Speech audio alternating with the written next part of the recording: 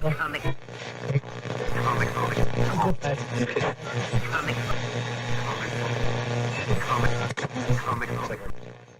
Hi, everybody, it's Weird Wink Wilkinson laughing and scratching at you. How's everybody doing today? I got a little bit of a stiff neck. Let me just fix this up. Oh, that feels a lot better. Well, I got a great show for you today with some wonderful weird stuff. I feel so very weird. There are some things in this world that go way beyond human understanding. Things that cannot be explained, things that most people don't want to know about. That is where we come in. No human being would stack books like this. I have come here to chew bubblegum and kick ass. I'm all out of bubblegum. Well, it looks like you're the one who needs to be taught a lesson, pal. Class is paying 101. The instructor's Casey Jones. Look, I don't want to fight you. Well, tough rocks, pal. Do you want some coffee, Mr. Tully? Do I? Yes, have some. Yes, have some. It's a cup of coffee in the big time, yeah. Cup of coffee in the big time. Hey, what do you say we both be independent together, huh? I guess one person can make a difference. Enough said. We have the tools, we have the talent. It's Miller time. Luminous being so we, not this fruit catcher. Empty your mind. Be formless, shapeless, like water. Now you put water into a cup, it becomes the cup. You put water into a bottle, it becomes the bottle. You put it in a teapot, it becomes the teapot. Now water can flow, or it can crash. Be water, my friend. You, me, or nobody is gonna hit as hard as life. But it ain't about how hard you hit. It's about how hard you can get hit and keep moving forward. How much you can take and keep moving forward. That's how winning is done. Hey, these aren't my rules. Come to think of it, I don't have any rules. Well, that's great. Either I have a monster in my kitchen or I'm completely crazy. I don't think you're crazy. You know something? Maybe I am insane. Maybe I am insane.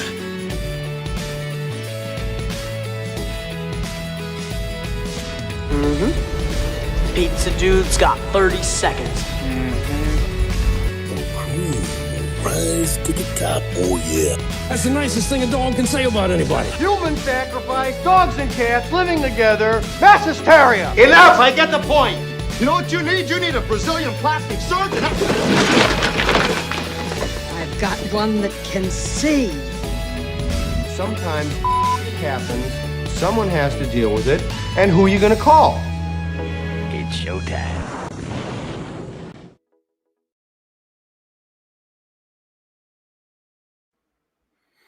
All right. Hello out there. Welcome to Comic Book Radio. This is episode 303.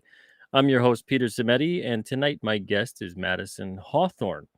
He's been on the show before. You might recognize him when he shows up. If you don't, well, too bad. I don't know really what else to say after that.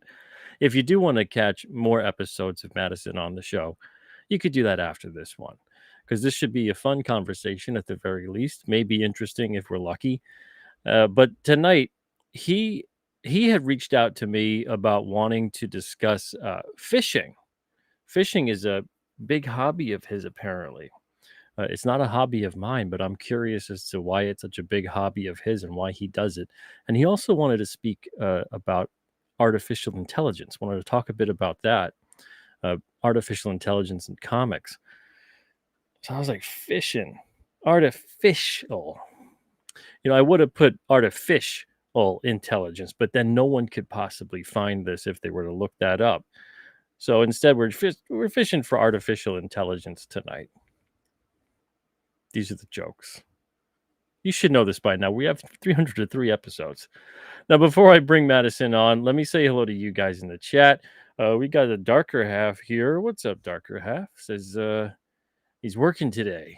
Now, Darker Half is working. You're over in Australia, right? So what time is it over there?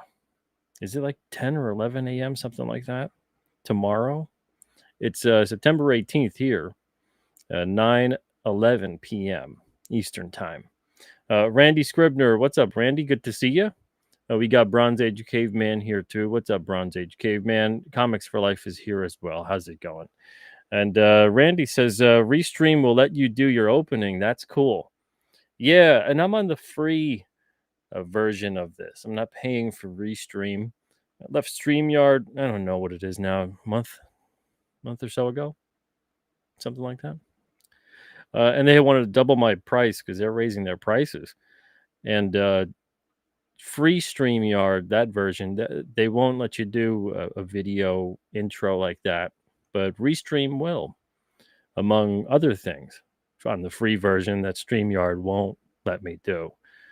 So figure, why not? Let's give it a shot. I'm getting used to it more and more with the layout. I think this is maybe my 8th or so stream on Restream. Not so bad. And if I do want to pay for it, I would get the same payment plan, and it would be half the price of what StreamYard is doing right now. It'd be a little less than what I would have done before with StreamYard.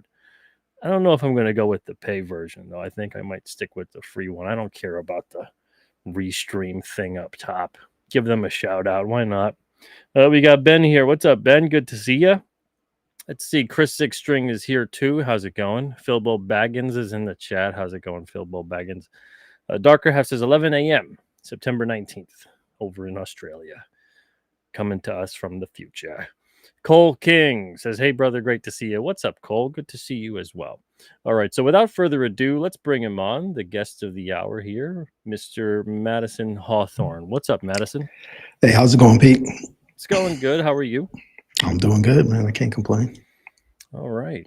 So you had reached out to me when I had put a call out on episode 299 about the fact that I want to speak to people about things that are a little bit outside of the comic book realm, as long as they're comic creators, comic fans, whatever it may be. We'll talk a little bit about comics too, of course, but you know, a lot of the show I want to spend chatting about other things, because how many times can you possibly say the same things about comics? Right. You know, especially I've been doing these again for 303 episodes now. Congratulations. So thank you. I don't know. Yeah, that's a lot, man. Is that something to congratulate about? I don't know. It's either really it speaks cool to your or really, consistency. It speaks to your really consistency. Yeah, it does. It speaks to my, I guess my stick-to-itiveness at the very least. Yes. You know, I don't have a huge audience or a huge following or whatever, but I'm grateful for the one that I do have. But yeah, so I wanted to bring more conversations that are a bit outside of the realm of comics, because, you know, a lot of us also are interested in things other than comics too. And I like to learn about what people are into and, you know, what makes them tick and who they are. You know, I think that's a fun part about learning about creators, not just about, you know, what influences you to create a comic. So you had reached out to me about fishing. Now, I don't fish. No, but never? Not really. I've only fished maybe 2 or 3 times my whole life. Not very good at it. Didn't really enjoy it. Yeah. Did you catch anything the first time you went? I think I caught something once, but I don't really remember. Remember that? Yeah. You know? Yeah. Just remember, there's a lot of waiting. It's a lot of waiting. Yeah. Yeah. It's a lot of waiting. And then I didn't like the idea of putting like worms on a hook and stuff. I don't know. I was like 12 or something when I did it. I thought I don't want to be anywhere near worms, you know? So that whole thing was just like, I don't know what I'm doing. But yeah, so you really enjoy it. Why is that? And how did that come about? Yeah, no, I mean, you speak about like worms. Like I just remember being a kid, just digging the worms up for fishing, like in preparation. Like you go out and just like start digging. When I was like in like elementary school. That's funny. For worms. And that's like, I don't know, man. I don't know where it kind of got into fishing. They had a pond by my school. And that's kind of like, and the thing with the pond by the school was like, when you were a kid, you couldn't go fishing by yourself unless you passed the deep test. Basically at the school, you had to pass the swim test in the deep water. Of course, because they don't want kids going out fishing by themselves by the pond and drowning, right? Yeah. So you had to pass the deep test. So like the whole like elementary, like in first grade, it was like you couldn't take it, but in second grade you could take it.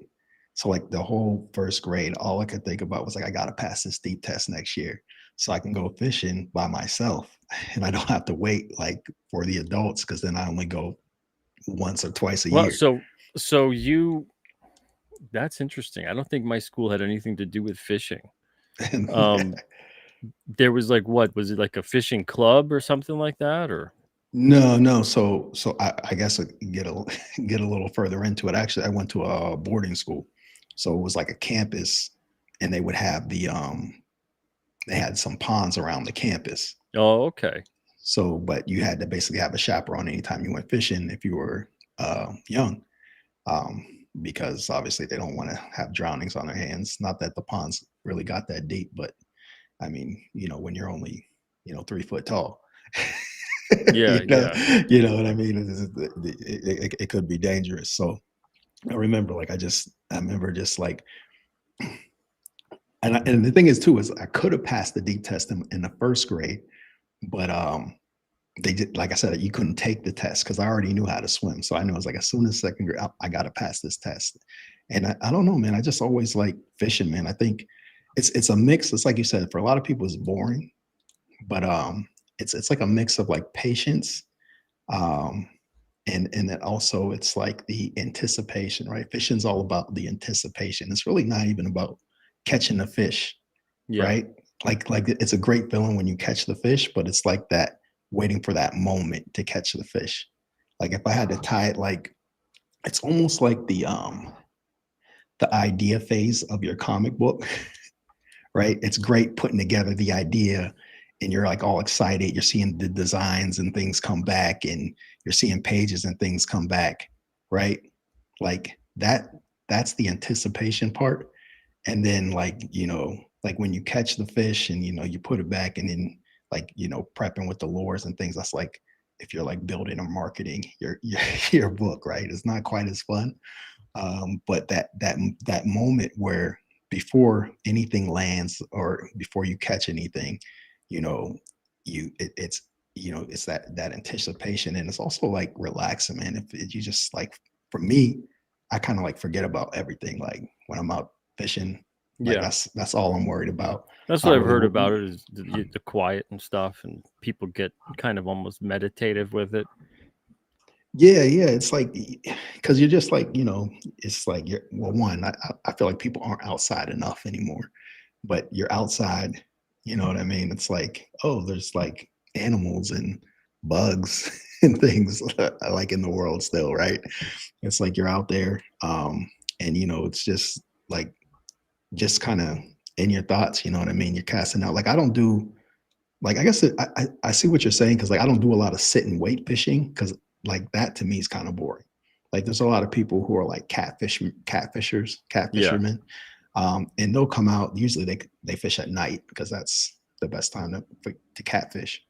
And they'll put like, for whatever reason, everybody I run into when they tell me about catfishing is strawberry jello powder is like the secret recipe for everybody for catching catfish. Strawberry jello powder mixed with like some type of chicken, like chicken breast or chicken liver or something like that. And then you put it on the hook and you cast it out there. And like say catfishermen, they cast out there, and you'll see them, they'll have their chairs, and they'll have like a cooler, maybe if they're going to be out there all night, a couple beers, things like that. And then they'll just sit there and wait for the, for a fish to bite or something like that. But I'm more like bass. And so that's more like active. And the other thing I don't like to do is I don't use live bait. Like I know you say you don't want to hook worms. When you were a kid, you didn't want to hook the worms. Yeah. Like I don't really do that anymore. Like if I was taking like my nephews or when my kid, when she's older fishing, when I first start, that's probably what I'll do, worms, right? It's a little easier to catch the fish, just to get them the understanding of what fishing's about. But for me, like I like to use the lures because I like to feel like I'm catching the fish and not just kind of feeding a fish that comes by. I don't know if that ever makes sense to anybody. Isn't there like a technique to it? You got to make the things move a certain way or whatever, and it gets the attention of the fish. Yeah, they're designed to move like a certain way, but you can put your own little thing on it. You could rig them, I like put them on the hook or on the line, your own certain way. You know, you can like put your own colors on them, and then it kind of feels like you're doing it. You know what I mean? And so it's like it's a little different than I think fishing with like live bait or something where you just throw the line out there and you're just sitting around waiting. Then I feel like I'm kind of just feeding a hungry fish when it comes by, versus I feel like I tricked that fish and I got him when I'm fishing with like you know, plastic lures and fake things like that. So like that's kind of like the difference between the two. And it's like, you know, and I mentioned AI because it's like there's also like a big hubbub in the community for fishing about AI and fishing. In part because wait, there's a big hubbub in the fishing community about AI. Yes, yeah. So there's a couple. I gotta hear that. What's the connection there? So the connection, it kind of comes like, well, first they have like, so there's like fish scope, live scope. It's called basically like a lot of tournament fishers, they allow this thing called live scope. And so basically all it is like basically a sonar style underwater camera. So you can see where the fish are, right? Yeah. So these tournament fishermen go out and they use live scope. So like they already know where the fish are. And so then it's just about like, can you catch them? Because one of the things about fishing is you can see a bunch of fish and they might not bite anything. Like, you know, it depends on the day. It depends on if you have the right color lure, if you have the, you know, right setup. So like I say, if that's you're why meeting a suicidal fish. right. Yeah. Depends. Like, are you dealing with some idiots today, or are you dealing with some smart fish today? Yeah. You're dealing with like, you know, the old bass who's got the all scarred up lip, but he survived like 5 or 6 catches. Right. Yeah. No, those bass are out there too. You can tell. You'll catch one and you'll see like, oh, he's been hooked before, and you'll see like the scar over the hook. Or sometimes with certain fish, you'll catch them and they'll still have a hook in their lip, and then I feel bad for the fish. Yeah. Because then I'm like, dang, whoever did that didn't tie their line up tight enough. That fish must have broke off.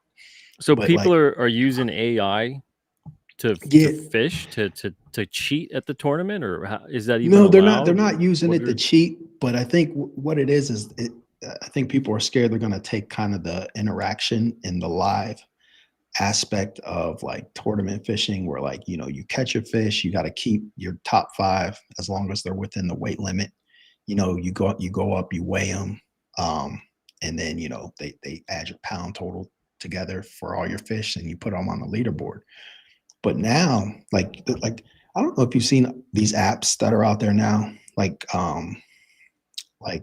they got an app where, you know, you scan your food, it tells you how many calories is in your food just off the picture. Right? But there's apps of things like that. Like you take a picture of your food and it tells you the nutritional content. Yeah, it'll basically it tells you the nutritional content of your food based off the picture you sent. Like, so how many calories, and what's in it and all that. You don't even have to like say like it's broccoli. It'll say little broccoli steak, whatever, then this all the calories, right? So there's that technology is coming into fishing, where now people catch a fish and they hold it up and they take the picture, and then it does that, you know, 12 inches, 3.4 pounds, you know, and it's like, well, how accurate is it? It's not weighing the fish, right? It's just going off of the visual of what it could expect. And so I think a lot of people are concerned that that's kind of the future for fishing.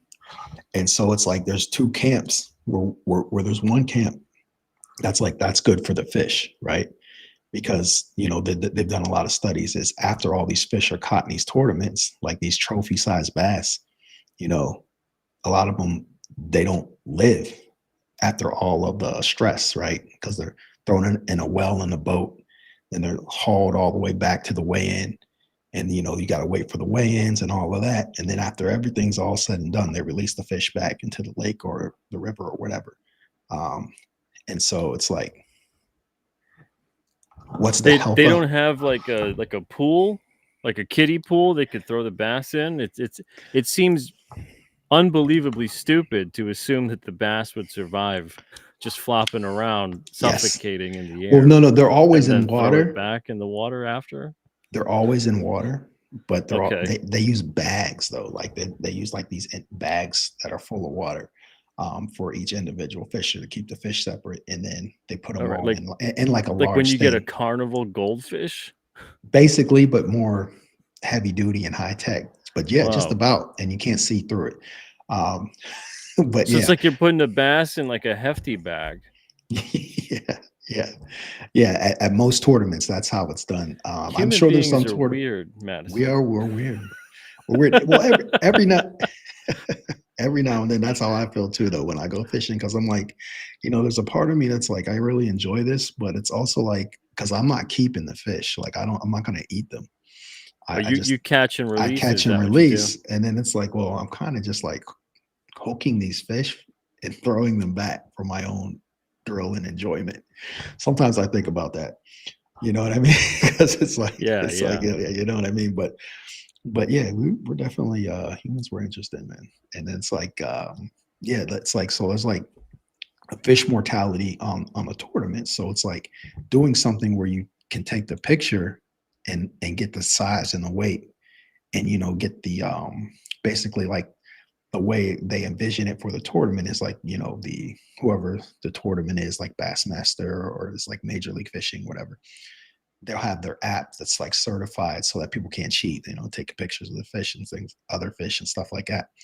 But the idea is then that you take those pictures, and then that constitutes your weigh, and so you can catch your fish, and as soon as you catch it, you can throw it back in, which helps increase the health of the lake as far as for fishing, fishing the tournament next year, right? Because a lot of these tournaments that are yearly, they go to the same links over and over again. And so there's been, it's like you start to notice, the weights are less, right?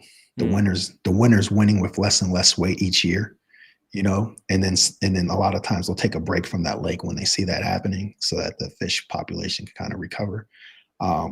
So, but also people feel like then that takes away from the spirit of fishing, and also, might leave room for people to cheat more, even though people cheat anyway. People stuff weights in fish and do all types of crazy stuff to try to to try to win these tournaments. Yeah, like I say, humans are weird. I think this is more commentary on humanity than it is on the fish. yeah. Well, I think this is why we're kind of ushering in an age of the robot, the artificial intelligence, because we're kind of screwed up. Like, it's kind of weird. Yeah, because I get the idea of, you got in nature, you're in your surroundings, you're outside, you're doing your thing. I get the idea of, the sport of it, the struggle of it, whatever it might be, the whole kind of testing your wits and your strengths and your patience against, a beast of the aquatic. Yeah. But the other aspects that you're talking about, and the stuff with the tournament kind of aspect, and how even the fact that something like AI could encroach upon that really seems strange to me, that would be something. Yeah, and that we haven't, like, human beings in the tournament, we've not figured out a better way to kind of just maybe put a judge on each boat, and then you go out there, and then it's like, done and done. That's exactly. That's all. That was always my thought. Like, I always felt like if I ever, if one of my comics ever moves like 5 million units, and then I just raised it into $1 billion empire, I'd do my own fishing tournament, and that's exactly what I would do. One fisherman, one judge on a boat, and when he catches it, the judge does the official, and they throw it back. Simple. You know what I mean? Like, so simple. Yeah. But when you got like 100, 200 fishermen, they don't want to have judges for every boat. They got to get these guys out in the water, and they gotta, they gotta, fish their windows and come back. So then it's like, I think it all comes down to money at the end of the day. Where do you go to fish? What are you doing? So I'm mostly a bank fisherman, because I don't have a boat. So, I usually just look for, I prefer to fish on the river just because I feel like it's more of a challenge. even though the fish are often smaller, 'cause it's just like a harsher environment than a lake is. You know, because the river's got different currents and flows. You know, the river rises and lowers, and but generally I try to find wherever I can find. You know, on the bank, you know, you have your like go-to spots where you're like, okay, and then sometimes I'll just, you know, the best thing about and you gotta love technology because it's like you couldn't do this even 15 years ago, really, but I can pull up Google Maps and I can like spread out and I can just find the water spots and zoom in and say, okay, let me go here and see what that's about. Oh, it's private. Maybe I go. Yeah, but some people aren't so like stubborn about the private. Like you can go up and ask people, knock on their doors and say, hey, you know, can I fish your pond or whatever? Or do you guys have bass in here? Can I fish it? And you know, some people will say yes. You know, most people will say like, who are you? No. honey, Madison's back. Yeah. But you know, that's one of the good things about like I guess technology is like I can just look and say like, oh, let me try this spot here. You know what I mean?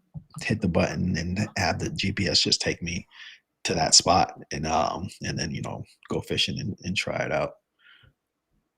So what do you mind me asking what part of the country you're in? So yeah, so I'll give you, because if this is related to around like fishing. Yeah. So I'm from Pittsburgh. Right now I live in New Jersey, but you know, I grew up in Pittsburgh, and you know, we famously have 3 rivers. So I used to always go fishing in Pittsburgh. There's a park called Point Park, and it's right like across from the Steelers Stadium. So it's like the Steelers Stadium and the Pittsburgh Pirates Stadium, and the Penguins play downtown. So there's no water there. So, but I would always go fishing there because it's a really long like bank. And it's like a lot of times when you're bank fishing, you're going through brush and you're going through the trees, and you know what I mean? You're an outdoorsman at that point when you're like doing a lot of bank fishing. But it's an open park, it's concrete, and it just goes for a long time. Like, and so you can just like, you can really like, I could spend like, my wife would be like, when are you coming home? Like you left at 7 in the morning and it's 7 at night. I'm like, I'm still out here.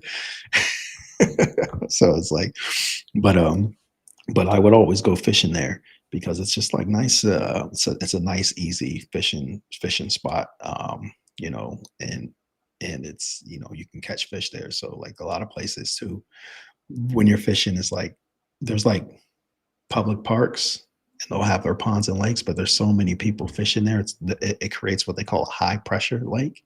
And basically that's like where the fish are just very skittish because they've just seen so many hooks and lures and things. It's like a battlefield for the right fish. Yeah, all day, every day. And a lot of those parks, people do catch and keep them, so they'll catch the fish and they'll pull them out, so there'll be less and less fish as the summer goes on or whatever, until they like restock it in the spring.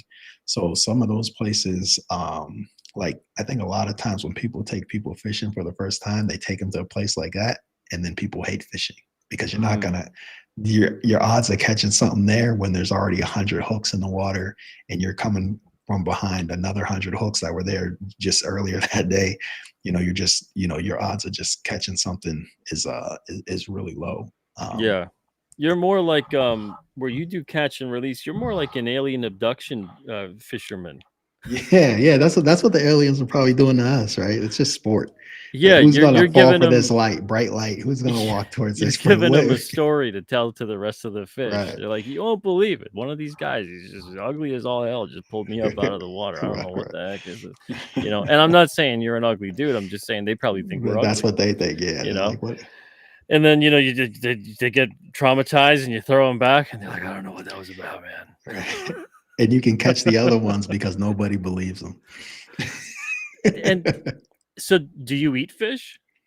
Yeah, but But you don't eat what you catch. I don't eat what I catch. I would, like in Pittsburgh. So like, I don't know if you ever had like walleye as a fish, but no, I've heard of them though, but I've never had one. I'm not a big like fish eating person, but walleye is like one of the best tasting fish.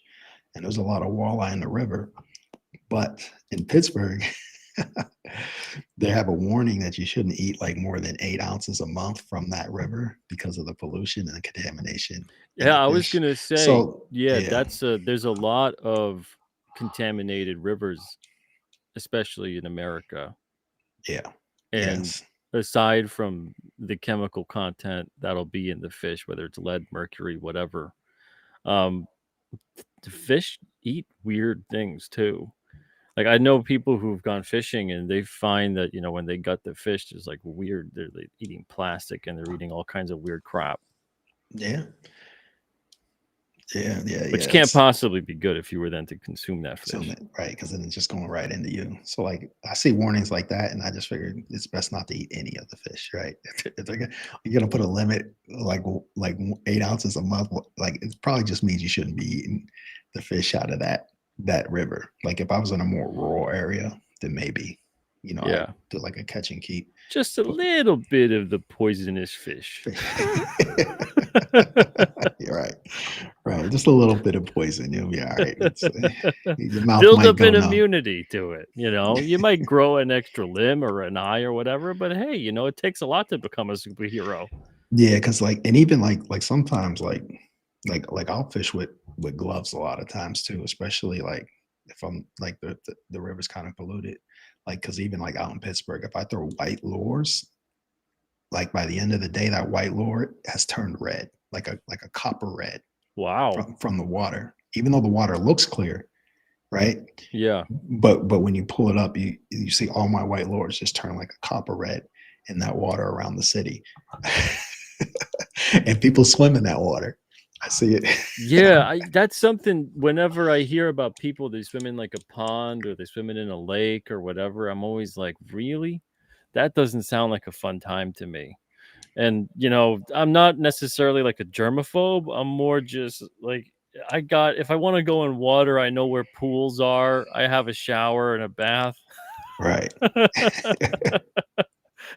You know, swimming into like maybe I've seen too many horror movies. I always think of that scene what was in Creepshow 2, or I think it's Creepshow 2, the raft or whatever it is. And they go out there and then did you ever see that? And then this weird blobby thing like consumes them and they melt and they, you know. But you know, I always think about stuff like that.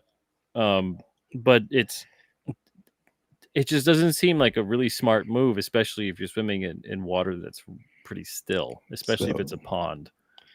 Yeah, no, definitely not stagnant water. That's like all the people that get They're just asking brain eating. I was gonna say, yeah, they get the brain amoebas and stuff. It's like, yeah. Thanks. At least like the rivers are moving constantly, but even still, like I said, I've seen too much in the water, just fishing to ever want to get in the water. But I definitely feel what you're saying about Creepshow though, because like early in the mornings, like when the sun's barely up, if I'm fishing, like my head's on a swivel. Like, you know, can't really quite see what's in the water, what's going on. So it's like you hear a splash, you're like, what was that?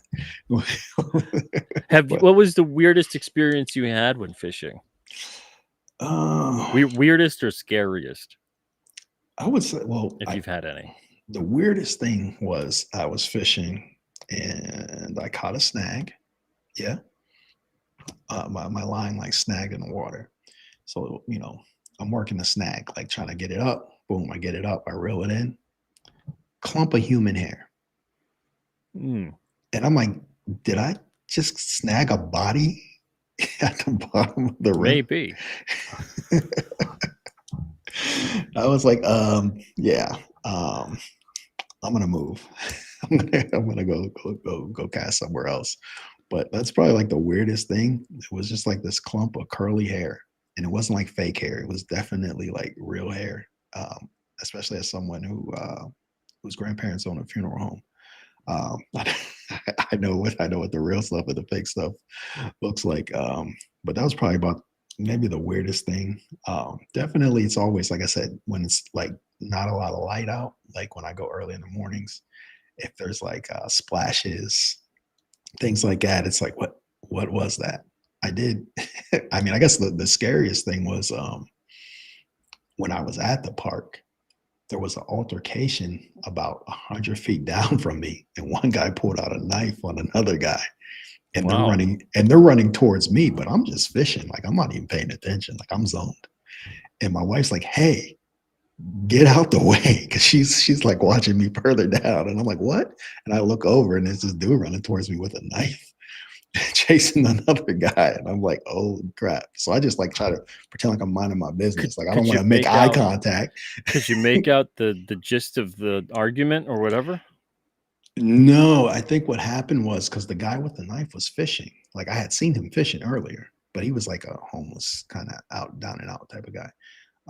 And I think somebody kind of just like, honestly, I think the guy kind of like was messing with him a little bit, and I think he just was messing with the guy who wasn't right in the head.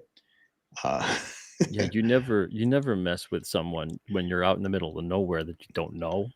Yeah, that's what I didn't understand, and it was crazy It's because not a lot of good decisions being made by people who are fishing. According to your experiences.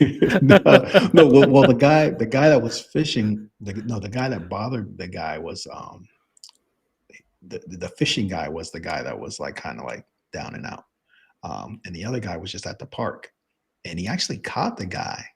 And it was crazy because the dude basically was like begged for his life, and there was people around, and the other dude was like, "Please don't do it, man, don't do it." And he didn't. He like put his knife away, and he packed up all his stuff and he left because obviously somebody's probably gonna call the cops.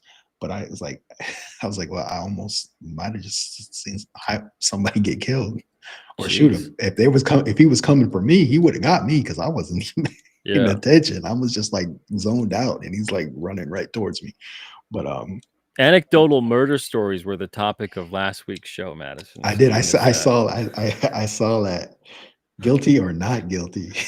I couldn't quite get a straight answer out of Dr. Ben last week. It was a little foggy on the detail. I was like, all right, I'm not really gonna press it. I'm not gonna further interrogate someone who was in jail for 2 years as a murder suspect. I'll let that be. Yeah, I definitely saw that. That was interesting show. Yeah. Corey says if it has 3 eyes, you throw it back. That's a pretty good rule of thumb. If you have 3 eyes, you take it to the research lab. Let's see what's going on with that thing. Yeah. We got it. Right, you may have discovered a cryptid. Yeah. Let's see. Thanks for confirming. Yeah, Creepshow 2 is the raft story. Okay, good. Darker Half says you travel far for fishing sometime. Yeah, I mean, I guess probably the furthest nowadays, just because I'm so busy, I don't have the time, but I'll probably definitely go. I'll go 2 hours out, so that's like 4 hours, right? Driving. That's probably about as far as I'll go. But wow, okay. In the past, I would definitely go. Like I'd be willing to go. Like if I get up real early, like 4 a.m, and drive like 3.5, 4 hours to a spot, and go fishing, do all that, and then come back. Especially like in the summertime. I say in the morning. I keep saying in the morning because like in the summertime, I'm not trying to be out there in the heat in the afternoon, and it's just harder to catch the fish the warmer the water gets because they're cold-blooded. So the colder the water gets and the warmer the water gets, the less active they are as far as like catching them. So like you want like that between like 45 and 65 degree water. So like that's why like up north anyway, like in Florida it's a little different. It's like a whole science to it, but in Florida it's a little different because it's warm year round. So the fish will basically spawn or mate multiple times a year. But in north it's usually once a year in the spring. And so like that time right before they spawn, they're stocking up on food because they don't eat while they're spawning. So that's like a great time to catch them. And the water's like in that 45 to 65 degree range. And now like this time of year as the fall comes, because again, they're trying to fatten up for winter where they're going to be a lot less active. So like in the summer times, I always go early in the morning when it's like a little cooler. I feel like it's a better chance to catch fish, even though some scientists say that's BS, but yeah, those poor fish that they go out there to get a shag on, and they end up becoming dinner. Maybe the aliens will imagine the aliens do that to you. You're in the middle of getting busy with your lady. You up. And you're like, I'm floating out the window, honey.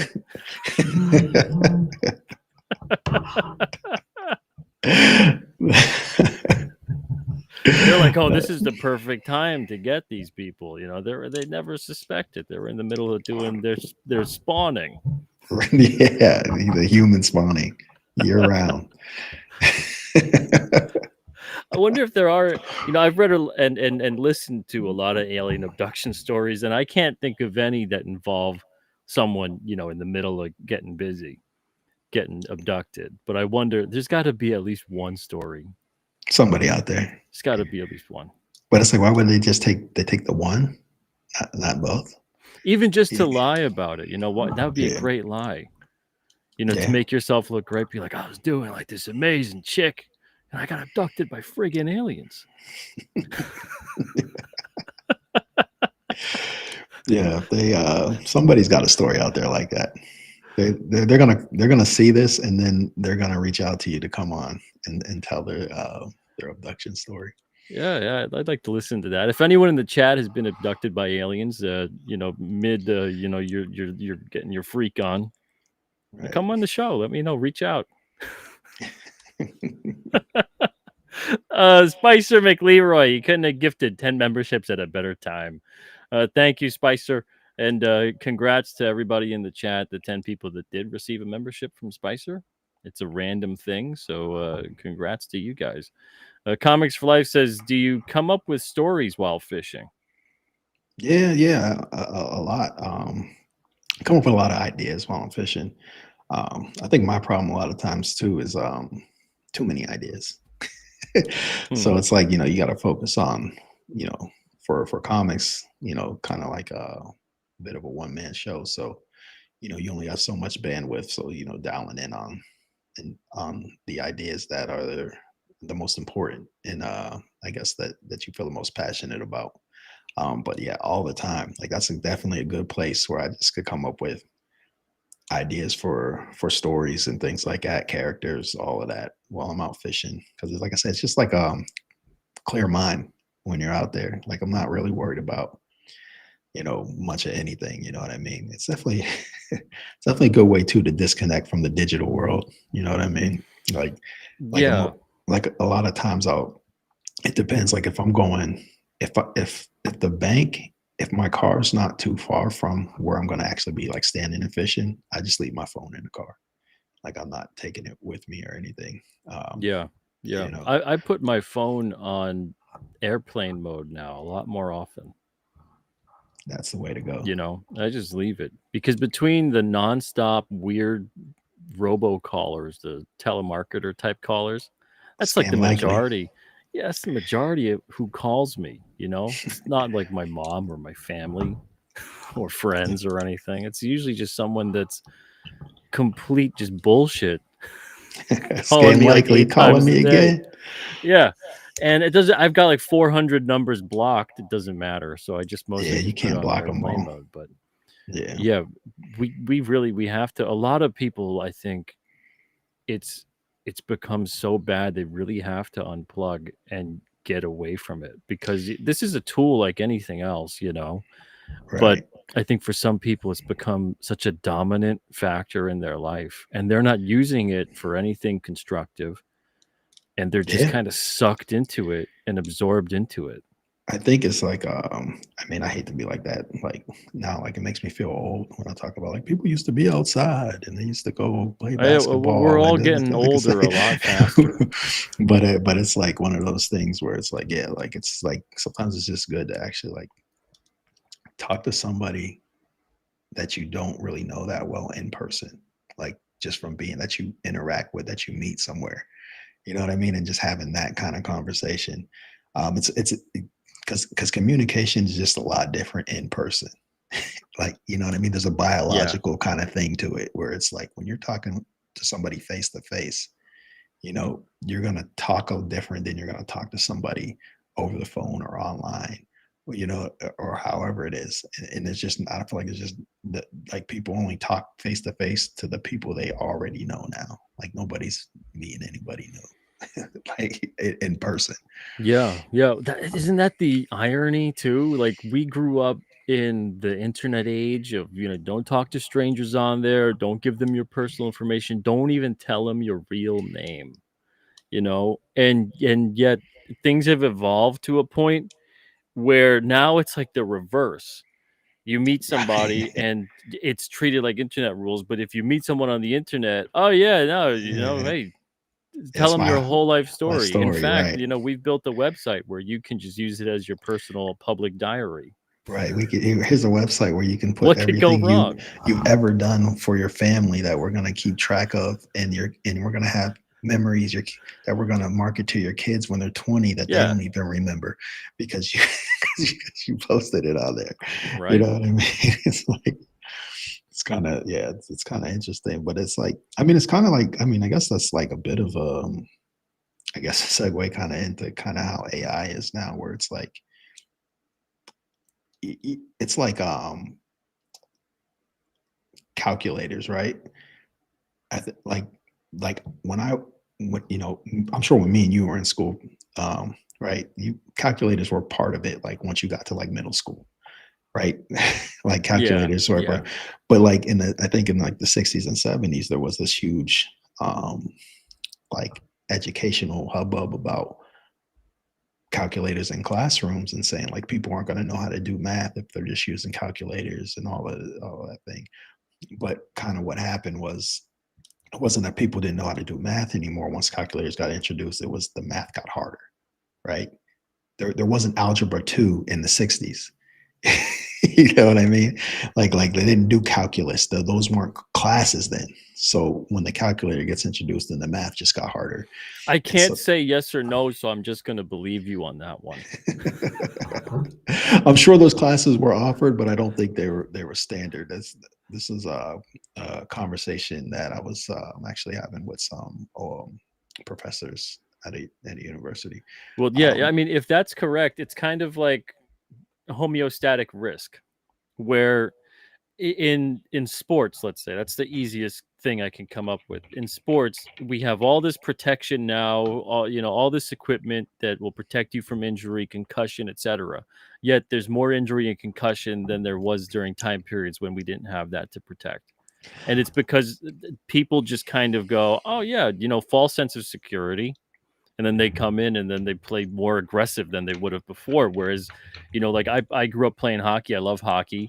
Yeah. But there's a time period that people can't possibly imagine where people just ran around with like no padding and no helmets, and you just got gloves and skates and a stick. And, you're beating the crap out of each other, but you're also not going nearly as fast. You're not hitting nearly as hard. Right. So like the level of athleticism rose and rose and rose to accommodate that level of the false sense of security. Right. And it's like the same thing with everything, really. So it's like you're going to still get those things occurring because that risk really just kind of ups another level because you've added another level of security. It's not like the risk goes down because the security goes up. Yeah, it's like it's like the difference between because my brother played rugby. So it's like the difference between rugby and football. With rugby, you get a lot more superficial injuries, scratches, skin gouges, stuff like that. But with football, you get more catastrophic injuries. Because rugby doesn't have pads, so you can't play at that speed. Like in football, you can turn your body into a missile. Yeah, your body goes, that hurts. You hit somebody else, and when you both hit, you feel that impact. Whereas there's times where you can just destroy someone, and you just get back up, and you're like, whatever. When you have the proper padding, or sometimes the padding is devastating, and that'll cause the injury because of how it's shelled and cased and stuff. Right. And yeah, I feel like that's kind of the push up, like how things may or may not be headed towards AI. I was talking to one of my friends who's an artist, and we were talking about AI art, and like all the artists that I work with are like, obviously it's Armageddon sometimes when I talk to them about AI art and the banning of AI art and things like that. And my thought was, when I was talking to my friend about it, I was like, well, okay, maybe, one, yes, because like AI art essentially has been quietly getting rid of graphic designers for like 7-8 years now, right? It's like a subset of job that people don't really notice, that is just much harder to get, and almost all graphic designers now are going to be freelance. Companies aren't hiring them, because of AI. But there's also a part where there's if people are, when it comes to art, if everybody, like, it's like when somebody says, look what I made, and it's AI art. Did you make that? You know what I mean? Did you really make that? Yeah, I view it as like you hire an artist and then say that you drew it. Right. You might have instructed them if it was some kind of collaborative effort, especially in comics. A writer a lot of the time will provide instruction and detail and direction to an artist. Sometimes they don't. Sometimes they let the artist just kind of run free. Do their thing, yeah. But let's say you provided the most detailed description, and then the artist brought that to life. You still wouldn't go, I drew this. Just drew that, right? But that's what I feel like, that's what's happening with a lot of AI artists. Like, people are like, look what I did. But I was telling my friends, like, people are saying, look what I did. But the reality is like, the more people rely on AI, the more actually knowing how to do it becomes valuable. You know what I mean? So it's like, you actually know how to do artwork, and everybody else is if the program or the tool isn't available to them, they can't do it. And I feel like that's going to be a lot, like, going forward with AI. Like, it's going to, at least for art and things like that. And honestly, even in the corporate world, there's still going to be people that have to know how to do it, because these, it's like, unless you're like, you'd have to, unless you're always plugged into the app or whatever it is that's doing the work, right? You're going to have to know it. And more importantly, you're going to have to know enough to know when the machine's wrong. Yeah, that's my biggest problem with leaning so heavily into this stuff. And that's kind of my biggest problem with just this sort of tech in general, is the fact that, and I don't know if it's on purpose, I don't know if it's just an after effect and that's the result or whatever, but we're constantly being told that, like, this is an authoritative kind of thing. You look it up, the AI gives you an answer. I see people all the time on Twitter, accessing Grok as if it's like, dear God, is this the answer to this? It's the oracle. Yeah, it's insane, and very, very simple type of stuff. And the AI is getting more and more advanced. The other day I was responding to an email, and for some reason it gave me 3 different things I could select of how I wanted to respond to this email. And it wasn't just like an autofill or a correction of a word. I, for the hell of it, I clicked on it to see what the heck is this. It was a whole email response. Indeed. Sounded a lot like I wrote it, as if it's analyzing, and it probably is, my email response way that I type, I write. And it provided something that was almost word for word what I was about to write back to the person. And I was like, this is it is you, Pete. It is you. Freaking weird. It's been reading your emails. It knows how you would respond. Yeah. And I don't really know what to think about that, other than my immediate knee-jerk reaction is to not feel very comfortable with that. And I don't trust it at all. But we're going to get generations, and I'm sure we already do have a generation of people, or at least millions of people out there who trust this stuff, who depend on it, and who look at it as an authority, and blindly trust it. Wouldn't ever question it. Right. Yeah. It's funny that you say that, because I was actually reaching out to a content creator, because I'm working on a new comic project, and I was basically trying to get his scales of promotional packages or whatever, right, to kind of help me promote my comic. And the response was very professional, but it wasn't quite right. And I was like, oh, he definitely AI'd this response. And this is like a younger person. That's like in their early 20s. But I was like, this definitely, because it doesn't answer the questions that I'm asking quite right. You know what I mean? So I was like, he definitely did an AI generated response to this instead of typing it out himself. So then come it's like back when you're interacting with a chat bot kind of a right, thing on a website. It has that kind of feel. right. So then I come back and say, this, and this, and then I can tell they responded. They wrote it up the next time, like, oh yeah, this, that, that. But it's like, it's also like, it's one of those things where it's like, for me, like, I'm doing my best to get familiar with all the AI stuff, like, the chats, the art, and all of that, because I need to know what I'm seeing. You know what I mean? Like I want to be Yeah. educated enough to know what's going on, even if I don't ever plan to use it. You know what I mean? I want to be able to recognize, at least be able to even recognize when, something's AI as best as possible. I'm sure there's going to be a point where it's going to be really difficult to tell the difference between what is and isn't, AI.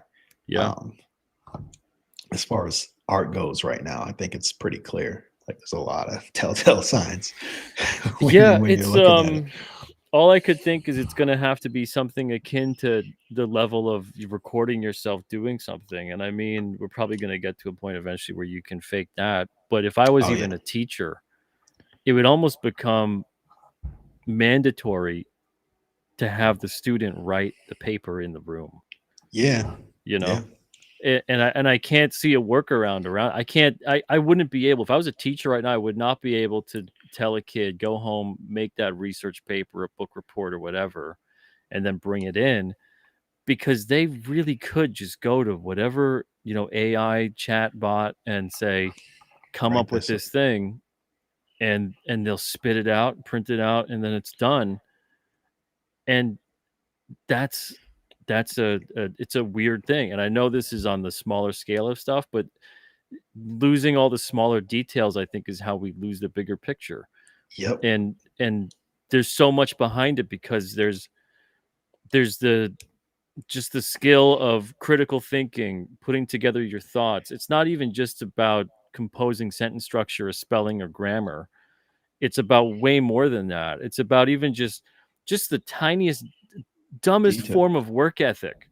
Right. Right. That you did this, and this is something that you're going to be, judged on based on hopefully your merits or lack thereof, and that signifies, did you understand this? Is this comprehended by you?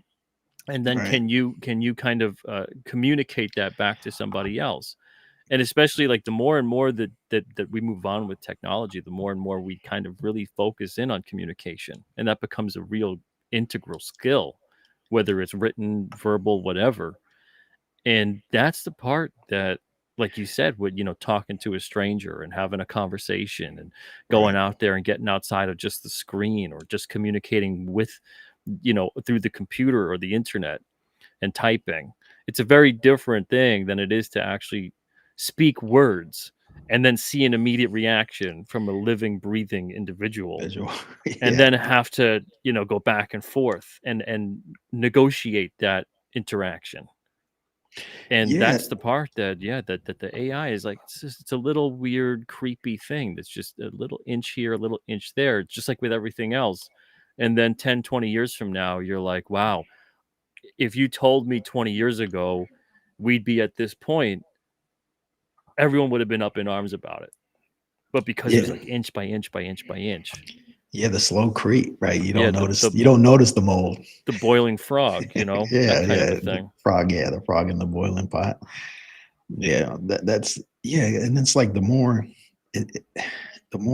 people, if you're using, I think, because going back to what you said about like the making them write the paper in the class, there was I remember reading an article maybe like a year or two ago, where there's this whole thing in academia. It was like students were using AI to write their reports, but the teachers were using AI to try to catch them using AI. And it's like this weird inception of like layers of AI. Yeah, we already lost the plot when the robot was validating whether or not we were human. Human, right? Yeah, exactly. The CAPTCHA, where it's like, confirm you're human. No, you confirm something. It's like Blade Runner up on its head, Yeah. And it's crazy. I mean, even Michael Bancroft got his Twitter account suspended. Do you know who Michael Bancroft is?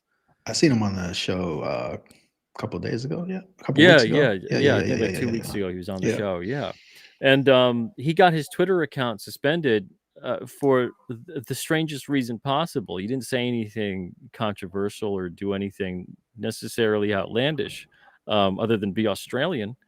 But he got suspended for inauthentic behavior because the bot algorithm perceived him to perhaps be not a human being and Oh, the thought that he bot was thought a he was bot. one of them. So Maybe the he should bot check. thought he was a bot.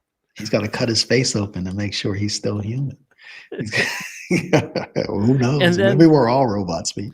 I mean, yeah, and that's the thing is I've had a lot of interactions with customer service type things where, you know, whether it's a chat or it's an email or sometimes even a person. And I'm like, is this an actual human being? Because you're not listening and you're not responding. Or you just reading things and, you know, Right. and then there's things where something happens and you call up customer service and maybe you do get a human being. And then you tell them the situation and they go, oh, yeah, the computer, the system, it won't let us override that. And I go, the system won't let you override it? Right. You're a slave. You're a slave to the system. Won't This allow isn't you good. to make a change. I get a lot of yeah, that's definitely not good. I know that's a lot different than my computer's moving slow right now. Give me a moment. Yeah.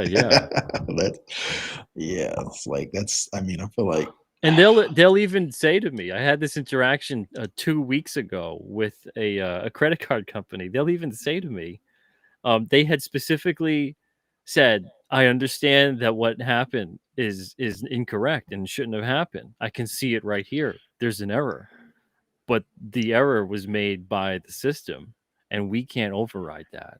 What? And I was like, what? Well, put me in contact with the person that can override it. Yeah. Like what? What is happening? And then they said, there's no supervisor here that you could speak to.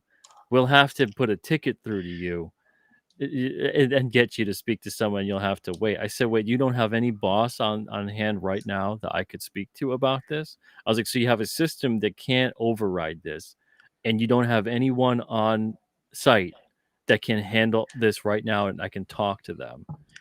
Like, this is not a good path for us to go down. And it seems like that is a path we are quickly descending towards very, very rapidly. That just made me think of like layers and layers of like, you know, I mean, as the voice and AI gets smarter, like just calling something like that and just getting layers and layers of AI, like the supervisor's AI and you won't even know the supervisor's manager's AI, and they all Totally. got different AI voices. Yep. You're never talking to anybody at any point in time. Yeah.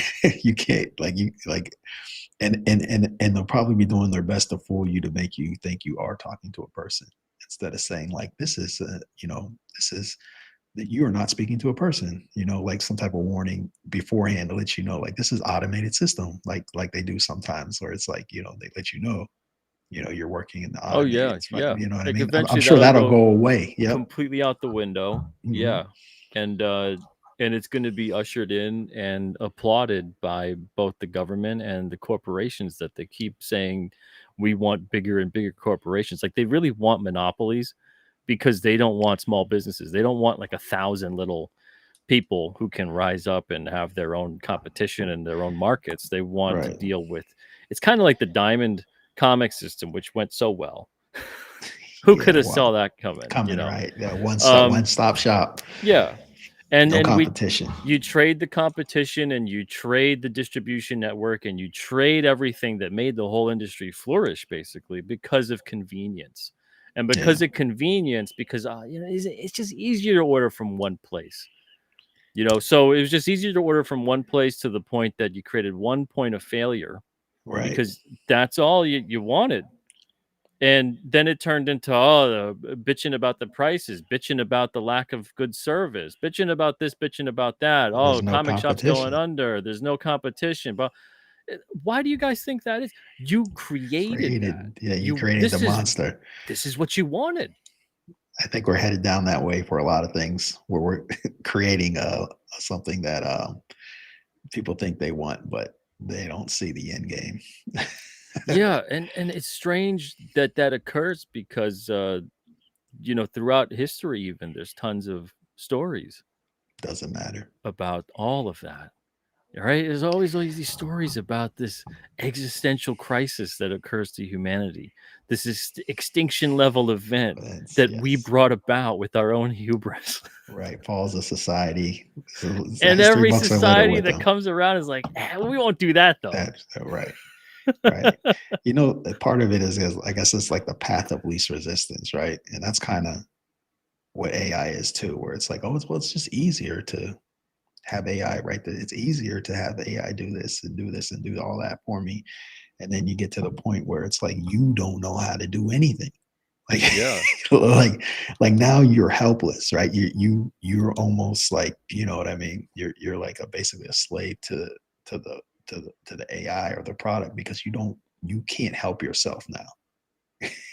Yeah, You know what I we've mean? become, it's no longer a tool, it's something more we're dependent upon. And that's the aspect of technology that I don't like. I really like the nice, we can use this tech, it's a tool, it's localized, it doesn't report back to, big papa, big mama over there in the headquarters. Right. It doesn't want to like infiltrate your life in every aspect of it. You're going to Yeah. get people replacing they're already working on it, things like Neuralink and stuff like that. But you're going to Yeah. get people that are hooked up, and it's a beautiful thing that they have access and function again.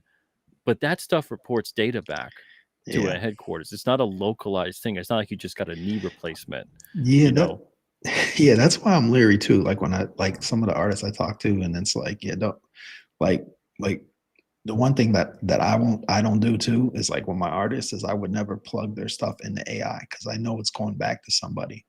You know what I mean? Like I know their style, their art, and even though they post on Instagram and Instagram scraping all that stuff anyway, but I don't want to feel responsible for like if somebody says like my artist Emmanuel, in 5 years, if they can plug in an AI and say, make me art like Emmanuel. I don't want to be responsible because I put 100 of his pages in the AI or something like, you know what I mean? And they scraped all the style. yeah. I know it's such a strange conversation to have because of the fact that it's easy to kind of be a prognosticator and say it's going to be this way, it's going to be that way, Who whether knows? you're optimistic about it or you're not. But the thing is, we all really don't know. And even with me, I tend to lean towards the fearful side of it based on other stuff I've seen being used and manipulated to a negative effect. But there's a lot of stuff out there that does point more and more towards the fact that if we lean heavily into this kind of tech, and a lot of people will, how long is it until we lose people that are actually creating things, that human beings are actually creating things? And do we lose the value and appreciation eventually? Because that's all it's going to take. That's all it'll take, is that eventually the tide shifts. And corporate wise, I mean, the big studios, they definitely would look at that and lick their lips and go, man, that profit margin is Oh yeah, about massive. money. Yeah, if you don't have to pay any actors or anything like that. Yeah, But you don't got to I pay think anybody to actually create it. it depends though, because they'd have to then gatekeep the highest. To me, like when I think of a scenario like that, they'd have to gatekeep the highest processing items for themselves. Like, because it's like to me, it's like almost like when everybody can do something, it's basically like nobody's doing it, right? Because the value goes down. Like So if anybody can devalues make the a whole movie, thing. right, then everything's just devalued, and then it's like there's no market, right? Then the market's just gone. And then I Because also don't know, is that good, is that bad? It's one of those. yeah, who knows? Like if we could all just create the comics we want to create and just punch it into AI, and AI does it for us, and we're like, oh, I really like that. That was cool. Well, AI entertained me with that. And Yeah. maybe that opens you up to being able to, I don't know, you want to learn how to fish, you want to learn how to farm, you want to learn how to fix your toilet, Yeah. but I don't think that'll happen. No, I like don't see that happening. it's very valuable as a tool, like in that way, and that's kind of how I look at it. It's like it's great as a tool, right? An assistance, an assist, but to still know how to do things and to make the proper corrections. But like it's like you said, like most people aren't going to be doing that. Just like, oh, let me have AI help me figure out how to, change my car oil. That you know what I mean? Like they're not going to keep it at that. You know what I mean? It's going to be like, hey AI, how do I drive? Well, yeah, and all I could think is we already have a ton of information at our instant disposal, and yet a mountain of ignorant people who will maybe read the headline, but usually just read what someone else interpreted to be the headline.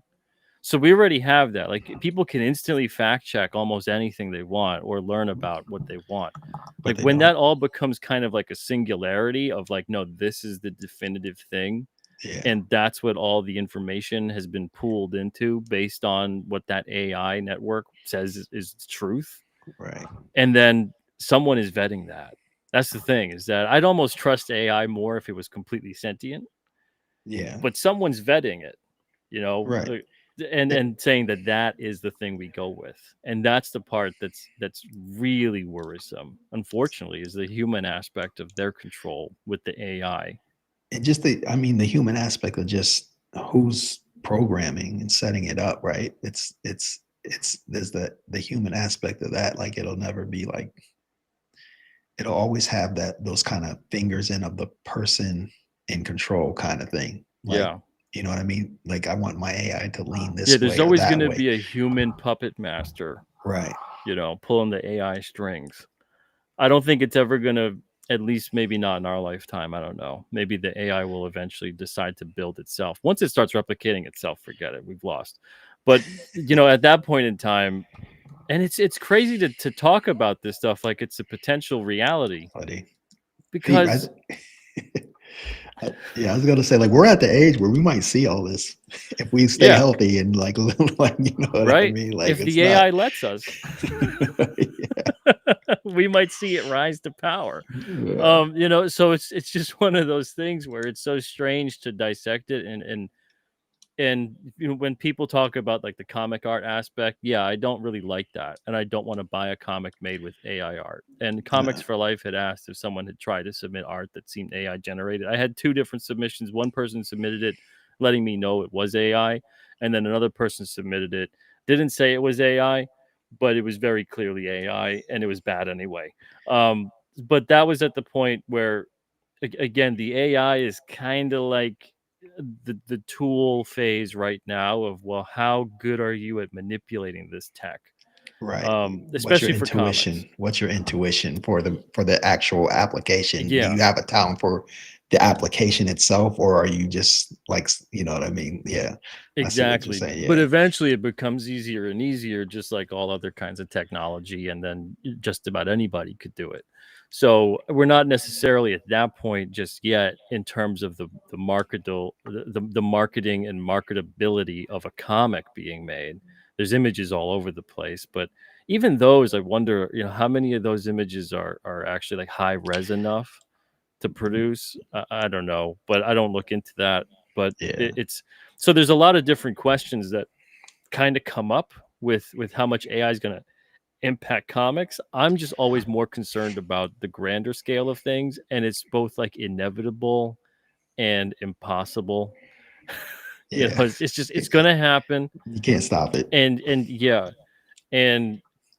it's just a weird situation to be in. And I don't know. I think this technology, more than any other in human history, is evolving way too fast for our brains. For our maturity level. Right. For our ability to communicate, like I almost feel like in many cases now, it's like going so fast. It's like we're almost like pretending to communicate with each other, but it's not like nothing's really getting received a lot of times, Yeah. And that goes back into what we were talking about with like listening comprehension, reading comprehension, writing comprehension, all that kind of stuff. It's like the perfect storm. Like this is possibly the worst point in time that something like this could really be full tilt, getting in everyone's faces. Yeah. This isn't going to be like, remember when 3D was everywhere for movies and Oh Blu-ray yeah, and yeah. that was like the big thing, and like now like no one Like even nobody cares. yeah, no one Yeah. cares, right? Put those Um glasses on, get yeah, that they recycle. You're but worried they're gonna get an eye infection because somebody right, else wore it. but this seems more like a weird kind of seductive thing where it kind of convinces you it's like the devil incarnate. It kind of convinces you it's your best friend, but it really wants to kill you Right. and it wants to take your humanity. Because it's so like I said, How's it's that for a happy topic? yeah, topic. Yeah. It does. It's like it's easing its way in there because it's like Yeah, it's giving you it's just the tip. yeah. Just the tip. Didn't want to go that It's far, it's but just the tip. You but it's know, just and like you're like, but but it's like it seems so convenient, and then it's like and I think that's the other thing too, because it's like someone who doesn't use AI, then they use it for one thing, and they're like, oh, that's nice. I'm gonna use it for this next thing, and then yep. and the next thing you know, everything is just AI. Tell me what to do. Yeah. I mean, we're always kind of one generation away from losing a large chunk of knowledge. It just Yeah. seems like more than ever before because stuff is becoming so unilaterally sourced and approved, and depending on who's got the power, and or worse, who wants to make you think they have the power that might not have the power because they're working for someone else who has the power. But the crazy, So you get the false flag implications are insane with AI. Like yeah. I don't even know, man. It's but everybody, you got to do what you got to do day to day. You got to pay the bills, you got to feed your family, or we That's don't, it. and we can all just kind of revolt and Right. Well, yeah, you gotta cover the basics, right? Food, shelter. yeah. You gotta get electricity and lights. But it's like it's crazy because it's like losing knowledge in a time where there's more knowledge stored than ever before. Yeah. So like we're losing it, even The though it's paradox is nuts. It's crazy. It's like it's all the information's there, but yet people know how to do less and less and less and less and less as we kind of. And I guess that like some of that is like you become specialized, right? Because like we have such heavy layers of infrastructure, right? Most people don't know how to butcher an animal because they go to the grocery store or whatever. But we're at a time now where you don't need someone to teach you how to do something like that because the information's just readily available to show you. Like whatever it is you want to learn, Yeah. you can learn it now, Well, but even nobody's doing it. like I went to college for graphic design. I could have just waited it out 3 or 4 years and then just learned a lot on YouTube instead. And pretty Right. much just I mean, I had to teach most of what I learned to myself because I had pretty bad college professors. But people now, if they wanted to get the level of education I could have got 20 They can get years on ago, YouTube.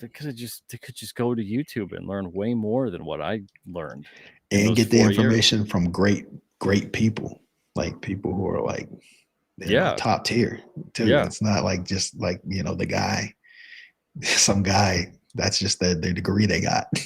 Like, Yeah. You know what I mean? Like people actually doing it and having success and whatever it is. You can learn directly from them now. And like that's fantastic that you can, we're able to communicate and have people learn and better themselves in that respect. But then again, you get the other part of it that's also like, but then we got skyrocketing college education costs now. Right. And is that because they're viewing it like we gotta get because laws of supply, I don't know if you noticed, laws of supply and demand don't really apply anymore. It's really weird. Like before, when you had a lot of something, the price would go goes down. down. Yep. If something was rare, the price would go up. Go up. General economics, yeah, let's say economics 101. Yeah. But now we have it flipped, and it's really odd. It's really odd to see that we have like think about or even just the law of the fact that if no one wants this, if there actually is no demand, because that's the thing that'll drive demand for the thing that's rare, and then the price will go up. But if that thing is rare and there's no demand, that price ain't going up. Right. So if you have a situation where there's products being made by people, and they're like, well, I only made 100 of these, so it's $50 a piece, and you're like, but that's usually like $2 to $3, normally on a regular market, and they go, well, I didn't make a lot of them. It's like, yeah, but no one really wants these. Right. Well, yeah, there has to be a demand. So there has to be begin demand, with, right? There has to be some demand. Yeah. It's not, rarity doesn't create demand. Exactly. Sometimes something being rare is because nobody wants it. And and that's a lot of what has happened in like the comic market too, is this kind of false rarity bubble of variants and incentive variants and all this other kind of crap. And eventually, you go to a comic shop in 5 years and you'll find a lot of these variants that were so hot at the time, and then the comic shop can't get rid of them in a dollar bin. So it's this weird mentality, and it's like that with a lot of stuff. And I don't know what the answer for it is. Like before, even with businesses, you'd see businesses trying to kind of undercut each other with pricing. Yeah. And now it seems like they're like, oh, you're selling your cup of coffee for $6, I'm selling mine for $7.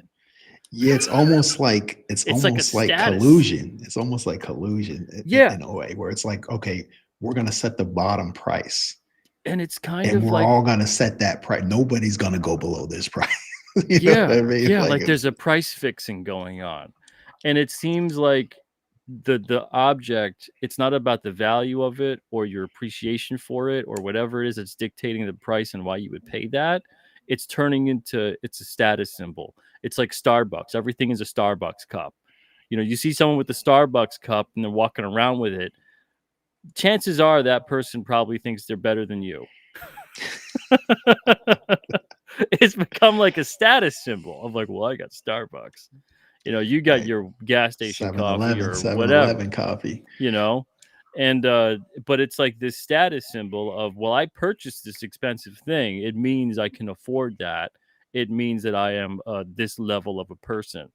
As opposed to, no, I got a great deal. Like I love getting a great deal on whatever, and I'll go to a thrift store and I love finding stuff, But like, I don't know if it's a me thing. I don't know what it is, but I look at that and I wonder, where the hell did we go wrong with everything? Because it feels like there isn't any more trying to give you the most value out of your dollar that you spend. It's more about, oh, you just paid 10 for that. I bet I can kind of spin it with some marketing and get 11 out of it. Yeah. I think there's 1,000 layers to why that is. But I definitely, it's definitely, it's like, how can I market this to make you pay more no matter what? Like, even if I like what do they call it? Shrinkflation now, where it's like the price goes up and then they shrink the package and give you like less ounces, right? So it's like you're paying more and you're getting less now. And it's like, it's crazy. Yeah. And I don't know, man. I don't know what the answer is. I just know that we're going through it, and it's strange. It's the same thing that when they say like food is scarce, water is scarce, whatever it is, and then you go to the grocery store and it's packed with food, and then there's also always tons of food every day. If anyone's ever worked at a grocery store, you know how much food every day that's perfectly fine that's getting put in the dumpster, gets thrown out. They don't even donate them a lot of time. They'll just throw them out. It's insane. A lot of places can't donate because they have these rules, like, basically it's supposed to be like health, food safety, but it's like, you can't donate this to a homeless shelter. Like, this stuff is clearly not bad, but I guess it's like everybody's scared about being liable if somebody gets sick.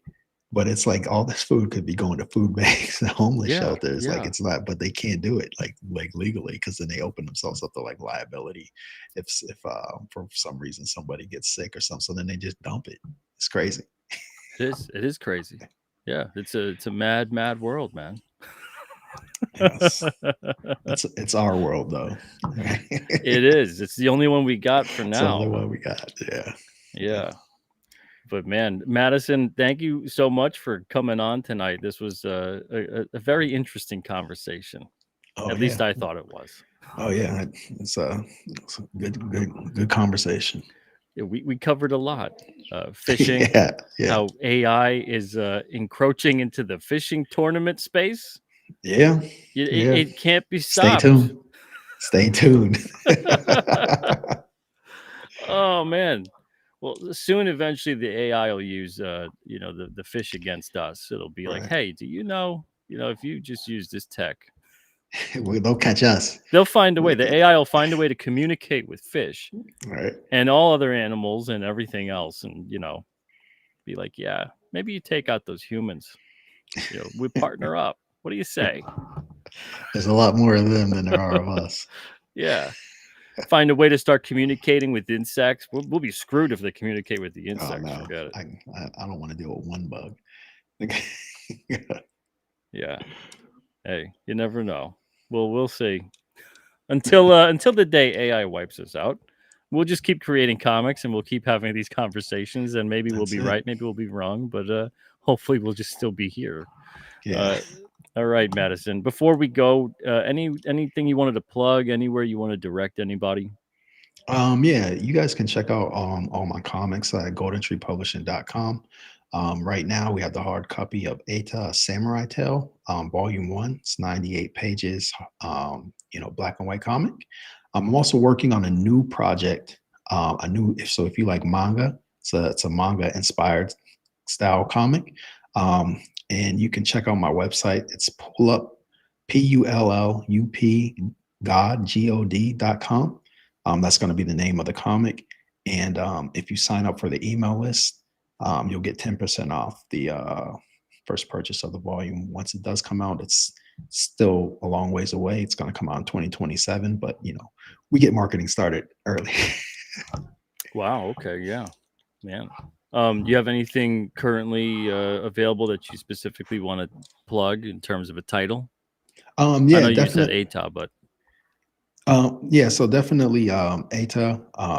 You can also pick up my comic Unicorn Melee in digital format as well. We're working on a sequel to that, which should be slated to come out either end of next year or begin in 2027 as well. A lot of releases for 2027 because these are long form comics. We're talking over 130 pages. Any comics planned about fishing? If I could make it exciting, I'd do it, but I have nothing. Yeah. Well, there's that movie with the river runs through it, The right? river, oh yeah. Yeah. Fly fishing. Yeah. Did Robert Redford direct that? I don't know. I'm not 100%. That was Brad sure. Pitt, right? Brad Pitt was in there, maybe. I'm pretty sure. I think I saw that in the early 90s when I was a kid. So I don't. Yeah, I'm super foggy with it. Yeah. But yeah. Anyway, all right, guys. Thank you so much for joining us tonight. I know this was kind of a strange one, but not that strange. Especially if you've watched a bunch of these shows on here before. If you want to find a more comic oriented conversation with me and Madison, I think he's been on like twice before. So you can search through that and find those conversations. They're always good. All right, everyone, take it easy. I'll see you guys soon. Madison, thank you again, man. All the best. Thank you, Pete. Yep. No problem.